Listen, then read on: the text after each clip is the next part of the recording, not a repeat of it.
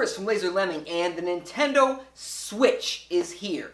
Gone are the days of the Nintendo NX. Forget everything you've ever heard about the Nintendo NX, except for all the rumors that turned out to be true. So it is a console, it is a handheld, it is a hybrid. You can switch it up, as Nintendo would like you to say, and take it wherever you want, stick it wherever you want. It has a dock. You stick it in the dock when you want to play it at home, and it runs through a dedicated power source, giving it, a higher, it allows it to overclock itself and run at a higher frame rate, higher resolution, yada, yada, yada. When you undock it, take it with you, it lowers the power of the thing in order to, A, save battery life, and probably B, not overheat. So that's where we're at with the thing, and so far, as a video concept, it looks very interesting. I am very interested in it. A lot of people are very interested in it.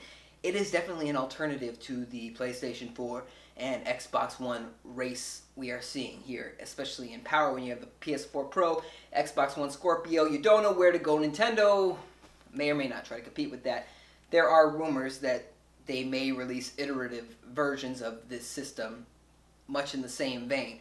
Meaning, say Christmas 2018, you might see a NX or a Nintendo Switch Pro.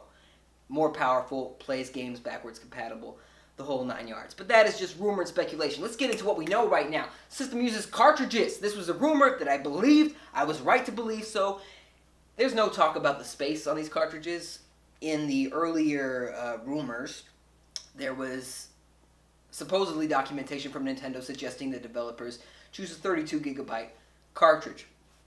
Now, that would be great, but, 64 would be better, especially in the age of patches. Now, rumor has it, I'm going to say that a lot apparently, but rumor has it that the system may only have 32 gigs of onboard memory, meaning you'll have to get an SD card or something to add additional memory to the system, especially when in handheld mode, that might be an issue. Now, the cartridges might help fix that problem, especially if a developer sees a future where they have a season pass or a lot of DLC or patches that are going to be necessary, meaning they'll need more space. So if you are using a cartridge, it can read and write. Now, a Blu-ray, you can only read off of the Blu-ray.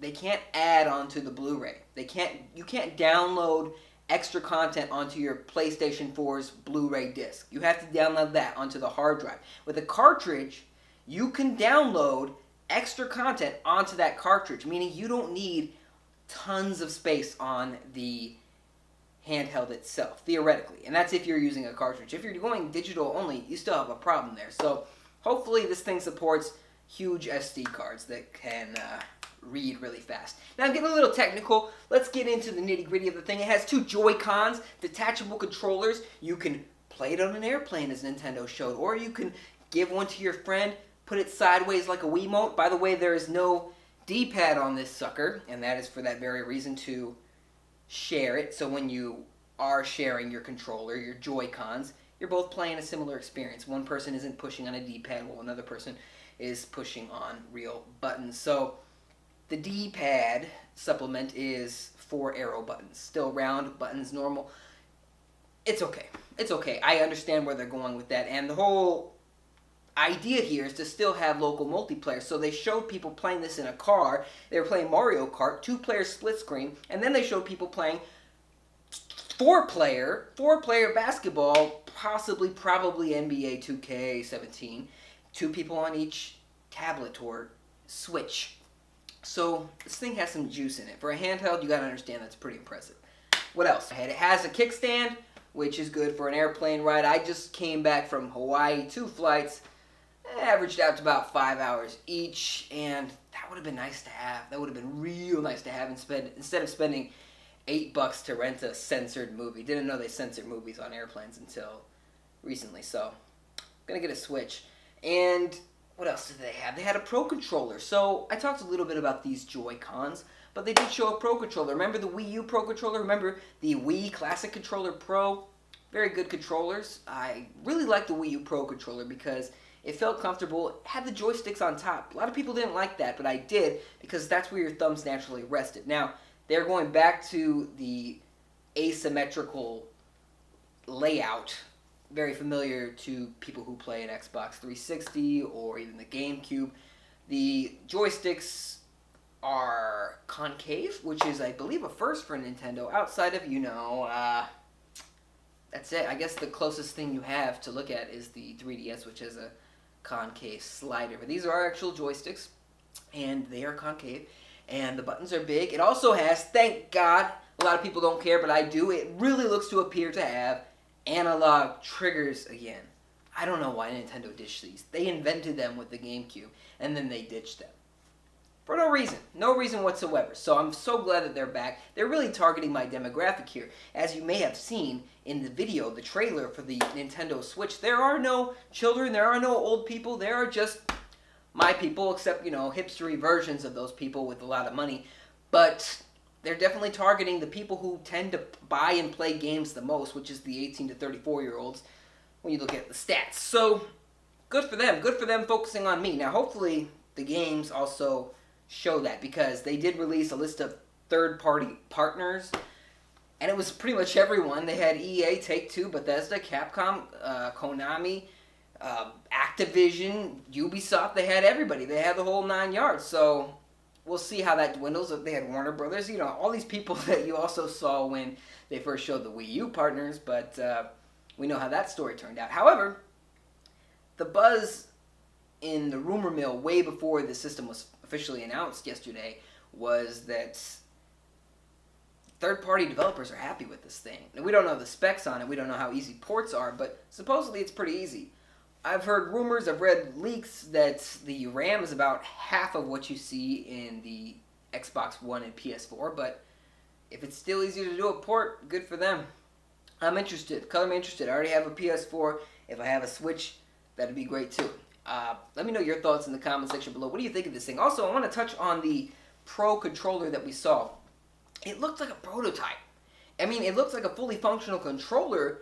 Had the buttons, had some big buttons, nice thumbsticks, analog triggers, but it also looked like a prototype, or it looked like they were hiding something, because it was a very matte looking thing that didn't look quite ready for consumers. And there's a button on the left side below the select/minus button that is completely blacked out. I think that's a secret button that they are going to show later. There was rumors earlier that Nintendo was creating a dedicated share button similar to what you have in the PS4. So maybe that's what that is. Who knows? But I'm interested, and I believe that that is something, because they didn't talk about that at all. There's just this mystery button on the left of the home button. So look out for that. And what else? Is there anything I want to talk about?